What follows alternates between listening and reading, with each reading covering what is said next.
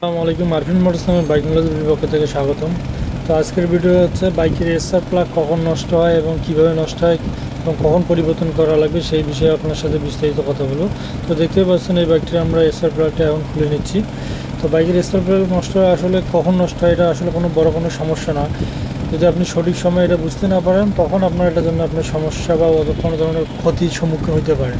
এখন প্রশ্ন হলো আসলে স্পার প্লাগ কখন আপনার পরিবর্তন করবেন। স্পার প্লাগে আসলে কালো হয় কেন?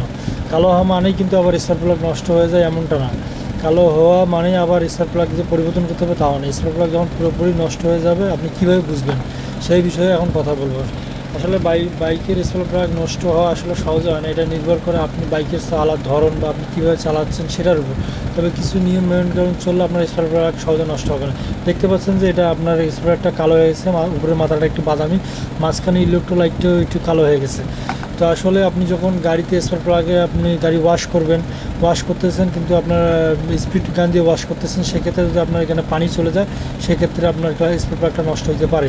আবার আপনার তেলতেলে একটা ভাব থাকে, অনেক সময় স্পার প্লাগ নষ্ট হলে দেখবেন যে তেলতেলে ভাব থাকে, এটার কারণে আপনার স্পার প্লাগের মাথাটা কালো হয়ে যায়। তো এয়ার এবং ফুয়েল মিশ্রণের সমস্যা হলে আপনি যখন বাতাস এবং ফুয়েল মিশ্রণে সঠিকভাবে কাজ করবে না তখন কিন্তু আপনার একটা প্লাগের মতো তেলে ভাব চলে আসবে। তো এই দেখতেই পাচ্ছেন যে ইলেকট্রোলাইট একটি কালার হয়ে গেছে, মাঝখানে এটাকে ইলেকট্রোলাইট বলে, উপরটা তো ইলেকট্রোলাইট ক্যাপটা হবে আবার 0.8 mm। এটা এই বিষয়টা আপনার মনে রাখবেন। স্পার প্লাগ যখন আপনারা কাজ করবেন এটার গ্যাপটা রাখবেন হলে 0.8 mm বা 10 mm রাখবেন এবং পিলার গেজ দিয়ে মেপে লাগাবেন। তো দেখতে পাচ্ছেন স্পার প্লাগটা কালো হয়ে গেছে। কালো কালো হওয়ার কারণটাই হচ্ছে আপনার যখন বাতাস এবং ফুয়েল মিশ্রণ সঠিকভাবে হয় না এবং তেলে একটা ভাব চলে আসে তখন স্পার প্লাগের কার্যকারিতা হারা যায় এবং এটা আসলে একটা আপনার বাইকের উপর বাজে প্রভাব ফেলে আর কি। তো এইটা হচ্ছে আসলে আপনার স্পার প্লাগের নষ্ট হওয়ার কারণ। বাইকের স্পার প্লাগে যখন তেলে হবে কালো হয়ে যাবে, আপনার প্লাগের গায়ের রঙে হাত দিলে দেখবেন হাতের কালি লেগে গেছে, তখন আপনি বুঝতে পারবেন যে স্পার প্লাগটা নষ্ট হয়ে গেছে। আর স্পার প্লাগ যে সবসময় পরিবর্তন করবে তাও না। দেখেন আমরা এই যে ব্রাশটা দিয়ে পরিষ্কার করতেছি, তো আপনি অবশ্যই স্পার প্লাগ এরকম একটা তার কাটার ব্রাশ দিয়ে আপনি পরিষ্কার করবেন। ব্রাশ দিয়ে পরিষ্কার করলে আপনি কিছুদিন চালাইতে পারবেন। তবে স্পার প্লাগ আপনি 8,000 থেকে 10,000 কিলোমিটার পর পরিবর্তন করবেন। আর স্পার প্লাগ যদি নষ্ট না হয় সেক্ষেত্রে পরিবর্তন করার দরকার নাই, আপনি কিছুদিন চালাই যেতে পারবেন। তবে আপনাকে মনে রাখতে হবে যখন আপনি নষ্ট হবে সেই মুহূর্তে আপনি চেঞ্জ করবেন।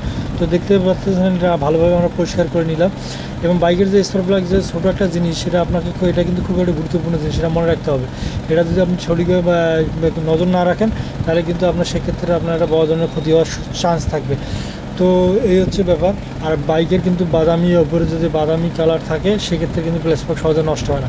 তো আমরা স্পার প্লাগটা আসলে পরিবর্তন করলাম না, ব্রাশ করে চেঞ্জ করলাম।